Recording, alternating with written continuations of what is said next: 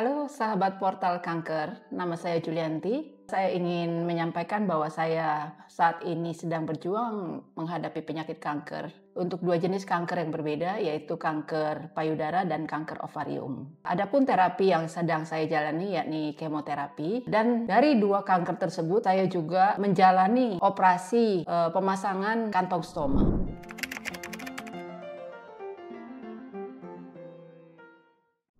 Ketika saya mendapat diagnosa bahwa saya menderita kanker, tentu saja saya merasa syok dan merasa saya berusaha menyangkal atau menolak kondisi tersebut. Kenapa harus saya? Tapi saya mau tidak mau harus berdamai dengan kondisi, bahwa inilah takdir Tuhan yang harus saya jalani. Demikian juga pada saat saya menjalani treatment, saya mengikuti anjuran dari dokter yang menangani saya, yaitu dengan kemoterapi dan operasi usus. Adapun hal yang membuat saya syok adalah ketika saya dinyatakan harus operasi usus dan pemasangan kantong stoma tersebut. Tapi tetap saya menjalani dengan ikhlas terhadap kondisi yang harus saya terima.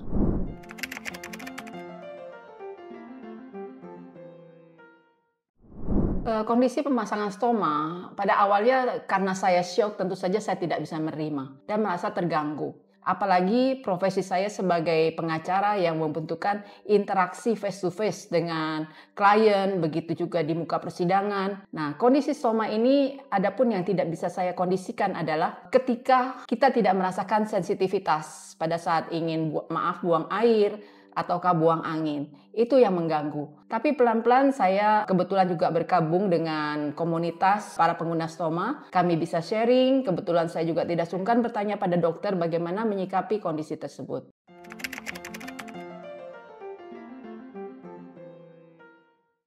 Kiat-kiat dalam menghadapi kondisi yang mengganggu kenyamanan saya dalam pemasangan stoma tersebut, seperti yang saya sampaikan tadi bahwa kita tidak merasakan sensitivitas. Namun saya menyikapi dengan terlebih dahulu menyampaikan informasi pada lawan bicara saya bahwa saya selaku penderita kanker dan menggunakan kantong stoma. Saya mohon maaf kepada lawan bicara saya apabila dalam obrolan atau dalam aktivitas saya mengeluarkan bunyi-bunyi yang tidak nyaman atau mengganggu pada saat itu. Jadi intinya kita terbuka dengan kondisi kita pada siapapun yang kita hadapi, sehingga kita tidak menghadapi tatapan tajam dari lawan bicara kita dan merasa terganggu dengan kondisi adanya bunyi-bunyi yang tidak nyaman. Kemudian kiat-kiat selain tadi mengenai cara mengatasi kondisi ketidaknyamanan, kita juga sebagai pengguna stoma harus tahu cara bagaimana menggunakan stoma tersebut, tentunya dari mulai cara pemasangan, cara membersihkan. Adapun mengenai cara pembersihan itu tergantung dari jenis kantong yang kita gunakan. Karena dari jenis-jenis kantong itu ada kantong yang digunakan sekali pakai, ada yang bisa beberapa kali pakai.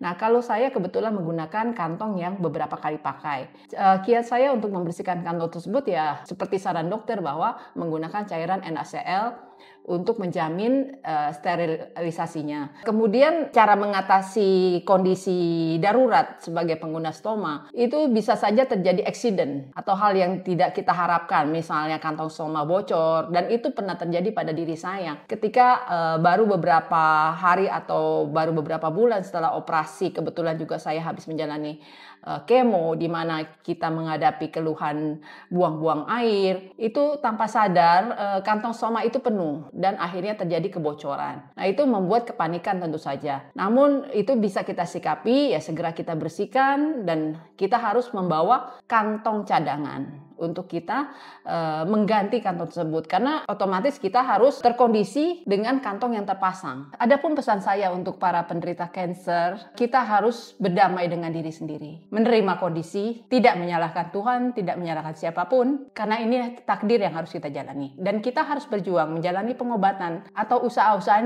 yang logis dan tidak bertolak belakang dengan saran medis. Nah, itu satu. Nah, untuk terkait masalah penggunaan kantong stoma, saya harapkan juga teman-teman yang menggunakan kantong stoma tidak berkecil hati, karena banyak juga rekan-rekan saya, teman-teman yang penderitaan sebagai pengguna stoma, ada yang bertahan dengan waktu yang berjalan cukup lama, 30 tahun, 15 tahun, dan mereka tetap menjalankan aktivitas seperti biasa. Demikian juga saya tetap menjalankan aktivitas saya dengan berkantor, dengan hadir dalam persidangan.